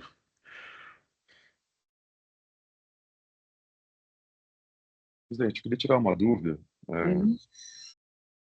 Percebi que o doutor Arthur comentou na sua sustentação oral que o crédito foi tomado, ainda que extemporaneamente, em decorrência de uma ação judicial, e que essa ação judicial teria transitado em julgado totalmente procedente, e que havia pedido, sem contestação da parte contrária, da PGE, de correção dos valores possivelmente creditados, eventualmente creditados. Eu questiono, doutor Marcos, se não haveria uma concomitância, então, em relação a esse pedido administrativo, essa autuação administrativa, glosando essa atualização do valor, e essa decisão judicial que já transitou em julgado, segundo o doutor Arthur, garantindo esse direito, ainda que no dispositivo não constasse expressamente esse direito. Doutor Marcos. Doutor Arthur, se o senhor quiser se colocar uma questão fática, mas eu tenho um entendimento, mas se o senhor quiser, mas por favor, um esclarecimento de fato, tá? Sim, na verdade, o pedido, né, formulado ali na ação judicial para restituição para recuperação desse indébito, foi ali via esse creditamento que posteriormente foi realizado, né, pelo contribuinte, e considerando ali que, segundo o contribuinte, por ter havido ali a recusa injustificada, como eu coloquei na citação oral, haveria a possibilidade de atualizar aquele crédito, né? Acho que, basicamente, assim, o processo administrativo ele é posterior à ação transitada em julgado, né? Depois que conseguiu o trânsito em julgado, então o contribuinte se valeu do creditamento administrativo para reaver seu débito. Doutor, bom, então, por favor, eu também tenho... Está esclarecido? Ótimo, então... Não, esclareça, por favor, eu ainda estou em dúvida, porque... Não, tudo bem, é que eu vejo assim, não há que se falar em concomitância, porque, como disse, primeiro ele se creditou, e depois ele vem, assim, por causa desse creditamento, que a Fazenda entendeu que não é devido. E aí vem uma discussão do que disse a decisão judicial. A decisão do judicial em nenhum momento fala que ele poderia se creditar desse creditamento extemporâneo, que poderia se creditar da correção monetária. Então, esse assunto, ele, no âmbito do TIT, é claro que não pode. Aí, no meu entender, se tivesse expressamente na decisão do judicial, aí tudo bem, decisão judicial se cumpre. Mas com a devida vênia, esse creditamento de correção monetária não está na decisão judicial, então é por isso que eu acho que não se deve analisar, porque a gente não poderia analisar, entendeu? Tipo assim, olha, se tivesse expressamente, tudo bem, aí é decisão judicial. Agora, a interpretação... É justamente esse ponto, doutor Marca, porque se há uma divergência entre o que foi concedido judicialmente e o que foi lavrado administrativamente, minha sugestão seria, mas eu já entendi o que o senhor quis dizer, o senhor já formou o posicionamento, a minha sugestão seria de encaminhar para a PGE, para que a PGE, nos termos da competência dela, definisse como deve ser aplicada aquela decisão no âmbito administrativo. Porque em outros casos, eu não me recordo exatamente qual era o contribuinte, mas foram 2 casos, um caso de automóvel, em que a PGE determinou a lavratura. Ela disse, olha, nós temos aqui uma decisão judicial contrária à Fazenda, em sede liminar, que foi confirmada pelo TJ, já transitou a parte do mérito, nós estamos discutindo aqui uma questão de embargos declaratórios, enfim, o contribuinte está se corrigindo, ele está corrigindo o crédito. Isso não está previsto na decisão judicial. E a discussão é justamente essa. O contribuinte fala que pede isso na decisão judicial, no processo judicial, e que o mérito, embora tenha sido totalmente procedente, não fundamentou. Doutor Luiz, é justamente aquela discussão que nós tivemos na semana passada sobre os fundamentos do dispositivo, né? Uhum. E, então, tinha uma determinação da PGE para que houvesse a lavratura. E aí, até no caso, na oportunidade, eu até reconheci a concomitância e deixei de analisar esse aspecto, porque no meio do processo administrativo, eles suscitaram um novo debate no judiciário para que fosse no cumprimento de sentença dado cumprimento ao que foi pedido. E nesse caso, bom, pelo que o doutor Arthur falou, ele teve direito ao acreditamento, isso não se discutiu. O que a Fazenda está glosando, na verdade, é a atualização desse valor que, de acordo com a súmula do TIT, não é permitido. Mas eu entendo e eu tenho o mesmo posicionamento e estou confiando de que expressamente o dispositivo não constou e, eventualmente, também na fundamentação, a despeito do pedido do contribuinte, né? A gente já discutiu isso no caso de uma farmácia com vários autos de infração, que era aquele caso de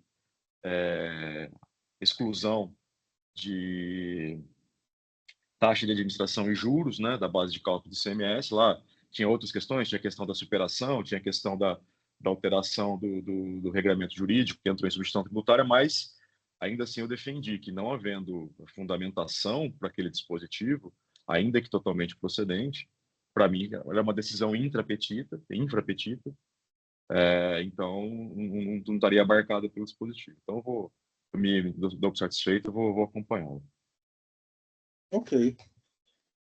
Nesse ponto, Ramon, também vou acompanhá-lo, né, o relator, porque o doutor Arthur, se tivesse trazido informações da, da sentença ou do acordo onde houvesse sido dito isso na fundamentação, que teria direito, ainda que não incluído na parte dispositiva, aí o meu posicionamento seria outro, né? Agora, a gente estaria fazendo uma interpretação por omissão, né? Foi omitido, então nós entendemos que houve o pedido, como não foi contestado pela União, não foi objeto de julgamento, e aí nós vamos presumir que teria ocorrido a revelia fiscal e teríamos dado direito ao contribuinte, né? E aí e eles vão entrar até na questão de conceito de revelia e confissão estatal, né? Então é complexo, né? Então eu até acredito que que o recorrente até possa ter indiretamente esse pedido, mas ele tem que ser lapidado pelo judiciário precedado. Por isso que eu estou acompanhando.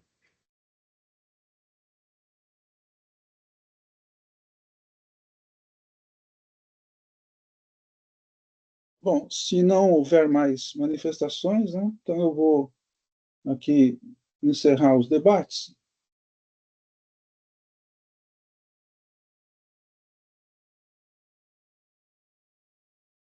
Verificação de quórum.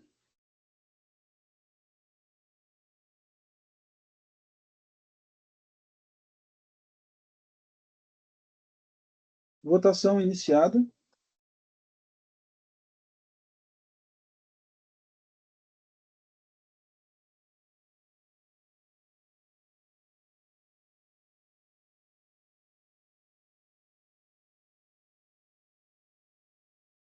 Então, aqui a votação está encerrada. Então, no processo 501227, Nestlé Brasil Limitada, o recurso ordinário foi conhecido com provimento parcial nos termos da minha relatoria, votação unânime. Doutor Arthur, eu agradeço aqui a sua presença e, se quiser permanecer, fique à vontade. Também, se quiser se retirar, fique à vontade. Obrigado, presidente. Um bom dia, um bom trabalho a todos. Vamos ver aqui, faltou uma coisinha. Analisando aqui. Arthur.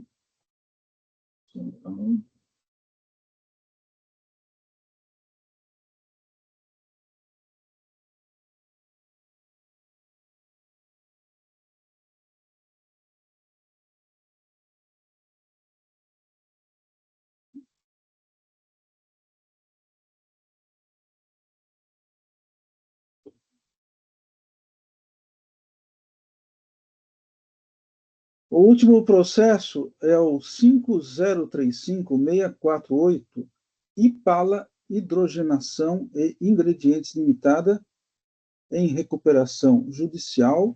O relator é o Dr. Ramon. Não há pedido de sustentação oral, então eu passo a palavra ao relator.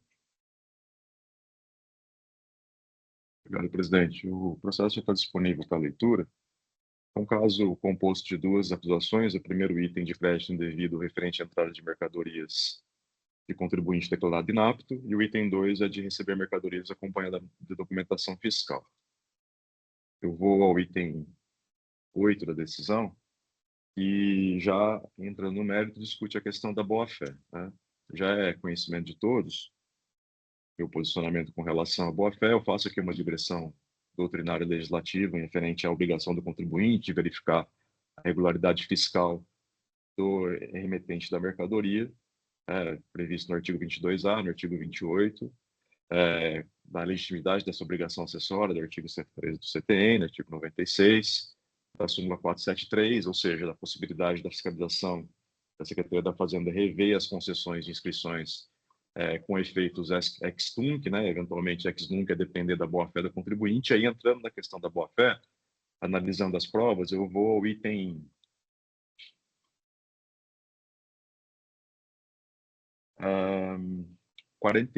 34. O recorrente afirma que, de fato, exigiu documentação fiscal hábil com todos os requisitos legais, escriturou as notas fiscais em seu escrito, demonstrando sua boa-fé. Apresenta comprovantes de que teria efetuado o pagamento ao emitente. Não apresenta contrato de compra e venda com tratativa de partes das operações. Quanto ao transporte das mercadorias, as notas fiscais apontam placas de veículos que não possuem capacidade para transporte das toneladas escritas. Exemplo, Kombi, Nissan Kicks, Corsa, GL. Não apresenta consulta ou se integra referente ao período das operações. Após detida análise da documentação apresentada pelo contribuinte, entendo que a razão está com a fiscalização.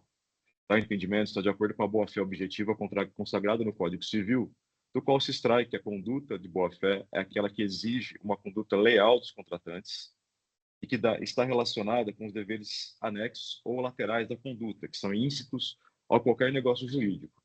A doutrina aponta como deveres anexos, entre outros, o dever de cuidado em relação a outra parte negocial, dever de respeito, dever de informar a outra parte sobre o conteúdo do negócio, dever de agir conforme a confiança depositada, dever de lealdade e probidade, dever de colaboração ou cooperação, dever de agir com honestidade, dever de agir conforme a razoabilidade, equidade e a boa razão.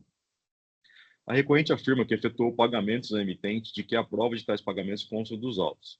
De fato, há comprovante de pagamentos às folhas 1064 seguintes. Sobre os pagamentos, já consignou a Câmara Superior do TIT, Dr. João Paulo Pringoli, no âmbito do processo tal, com destaque de que o pagamento não pode ser analisado isoladamente, mas em conjunto com outros elementos exigidos pelo precedente da súmula 509. Trago aqui a decisão. No mesmo sentido, a decisão da Câmara Superior, voto do relator Dr. Fábio Henrique Bordini Cruz, trago aqui a decisão. Indo aos pagamentos, verifico que foram realizados por intermédio de Beta Cobranças Limitada ME, a qual, quando buscada pela fiscalização, resultou em telefones inoperantes. Ainda no intuito de justificar os pagamentos intermediados, o recorrente apresenta um contrato de terceirização de contas a pagar a receber de folhas 1856 a 1860, supostamente firmado entre a recorrente e a Beta Cobranças Limitada. Após detida a análise desse contrato, verifico que foi criado em 29/6/2023 por usuário betacob@ual.com.br às 16h36 e assinado na mesma data por José Gomes Alves, às 16h41, José Gomes Alves, representante da autuado. Ainda que criado e assinado após o início da fiscalização, em 12/9/2023, é muito posterior às operações e respectivos supostos pagamentos em 8 de 2020 a 7 de 2021. Ademais, chama a atenção a informação da data de documento colocada às folhas 1858, com fonte gráfica diversa de todo o documento, indicando a data do documento em 5/7/21. Pelo exposto, julgo que não logrou o recorrente demonstrar que tenha se precavido ao realizar a negociação com a empresa declarada inapta, a revelia do que determina a própria legislação tributária. Ainda que certo grau de informalidade seja admitido na lei das transações comerciais, é certo que o Código Civil cuidou à exaustão dos contratos, notadamente compra e venda, e suas consequências, oferta, transporte, pagamento, etc. A opção pela informalidade ou pagamentos realizados por terceiros, sem a devida demonstração do liame negocial, não pode ser alegado para embasar a inobservância de obrigações tributárias acessórias. Observa-se no presente caso que o recorrente não buscou verificar a regularidade fiscal de supostos parceiros comerciais quanto à regularidade do local em que operava, conforme condições expressas do artigo 59, parágrafo 1º, item 4. Ao contrário do que foi exaustivamente afirmado pelo recorrente, não restou documentalmente provado que tenha solicitado todos os documentos que demonstravam a atividade das empresas e suas regularidades fiscais. Trago aqui doutrina Fabiana Tomé sobre a não comprovação. Julgo correta a acusação do item 1.1. Quanto ao item 2.2, o recorrente afirma que não recebeu as mercadorias indicadas na nota fiscal 3108, motivo pelo qual desconhecia a operação e não escriturou. Todavia, conforme muito bem apontado pela fiscalização, a IPALA incluiu dentre os documentos que usou para instruir a resposta ao fisco, a CTE número tal, emitida em 29/10/21, aí grifo, para cobertar o transporte das mercadorias referidas na nota fiscal 3108, série 1. Por conseguinte, não me convence as alegações de desconhecimento da operação, motivo pelo qual julgo também correta a acusação do item 2.2. Apenas para esclarecer, não há concomitância de período, tá? Que poderia ensejar eventualmente uma subsunção. Também não há pedido de subsunção. Quanto à suposta conflitualidade da multa, já é conhecimento aqui da Câmara o meu posicionamento, eu afasto, por entender que são multas desincentivadoras, passíveis de atribuição por parte do Legislativo, né? Não cabe à fiscalização, nem tampouco ao contencioso administrativo discutir a oportunidade e conveniência do Legislativo em elaborar essa lei, a lei está em vigência. Com relação à atualização da base de cálculo da multa, eu estou dando aplicabilidade à súmula 3 de 2018. Então, na parte final, já no item 71, por todo exposto, sopesados os argumentos e provas apresentados pelo contribuinte, em face da acusação e das provas apresentadas pela fiscalização, considerada a legislação de regência, entendo que não lhe assiste razão, motivo pelo qual nego o provimento do recurso ordinário do contribuinte. Na parte dispositiva, à vista do exposto, conheço do recurso ordinário, nego o provimento, mantendo a decisão recorrida que julgou procedente o crédito tributário em tal 50356433 de 6/2/2024. É como eu voto submeto à Câmara. Presidente, por favor, pode autorizar a edição. Eu vou autorizar, só que eu estou com um probleminha aqui. O meu EPAT... Caiu hoje... tudo, né? Caiu todo o EPAT. Com vocês também? Então, vocês entenderam. Eu pensei que era só o meu, travou tudo aqui. Ficou aparecendo uns hoje ele já aqui. estava lento, viu? Mas agora ele caiu mesmo. Mas eu vou reentrar e autorizar. Só um minutinho. Assim que possível. Mas o processo, independentemente disso, já está em discussão. Se vocês já quiserem argumentar alguma coisa, fiquem à vontade. Enquanto isso, eu vou entrar no sistema. Reentrar no sistema. Só para pontuar, porque não fiz a leitura total do texto, né? O que me chamou a atenção, primeiro, a questão do transporte, né? Placas de veículos populares, né? Veículos pequenos para transportar grande quantidade de mercadoria. A questão também dos pagamentos, que embora de fato tenha ali a comprovação, mas por intermediário, aí deveria ter o link ali, ou o Liane com eventual cessão de crédito para um terceiro. E aí, indo ao documento que ele trouxe, um documento assim feito em 2023, ele foi criado em 2023 com um usuário, de fato, com um e-mail daquele suposto interveniente, mas não posso afirmar com certeza, mas me chamou a atenção a data que foi colocada, ou foi aposta no final do documento, uma data de 2021, que também é posterior à data das operações, ela está no meio das operações, né? E com a fonte diferente, né? Uma fonte maior, inclusive. E o documento foi assinado no mesmo dia, mas em 2023. Né? As operações, elas remetem aqui vou buscar aqui novamente, elas remetem a 8 de 2020 a 7 de 2022, sendo que a de 9 de 2020 é aquela em que não houve crédito, mas houve escrituração de documentos sem acompanhamento, sem documentação fiscal, né?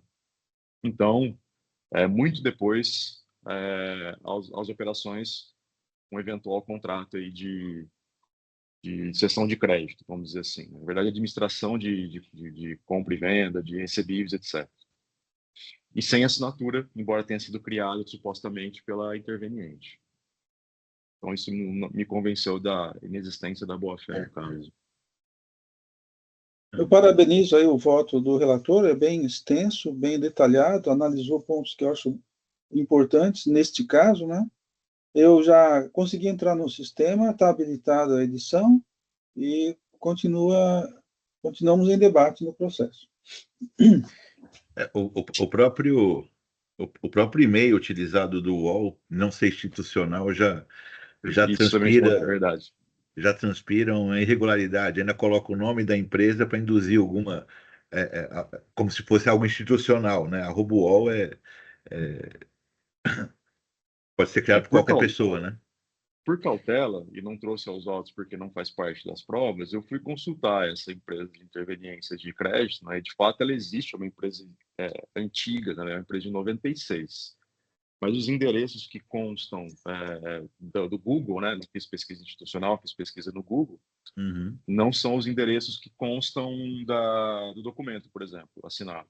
Então também já me deixou inseguro com relação a isso. E a fiscalização afirma e demonstra que os telefones que foram colocados à disposição, primeiro, o telefone do suposto representante comercial é de Minas Gerais, é de uma empresa, é de um escritório de contabilidade, que desconhece esse senhor Harold, né, o suposto interveniente na transação, e os telefones da interveniente nos pagamentos, todos inoperantes, de acordo com a fiscalização. Então, também não conseguiu lograr êxito em localizá-la no momento.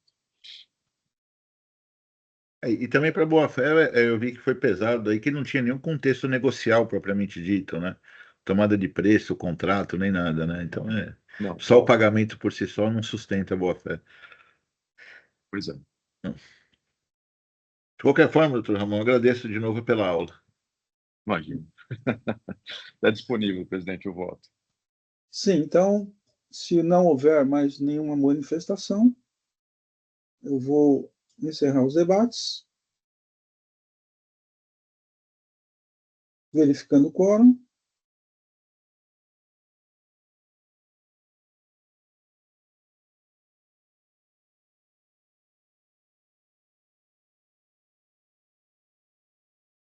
Votação iniciada.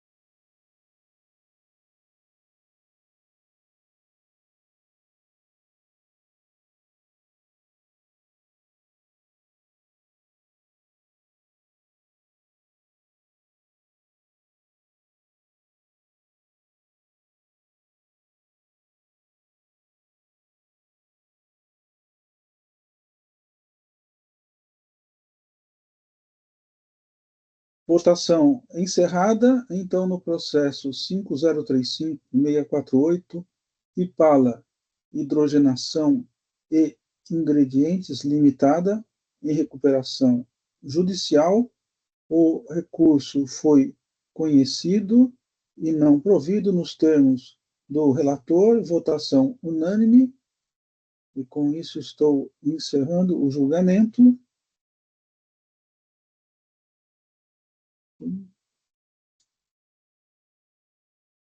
Ok.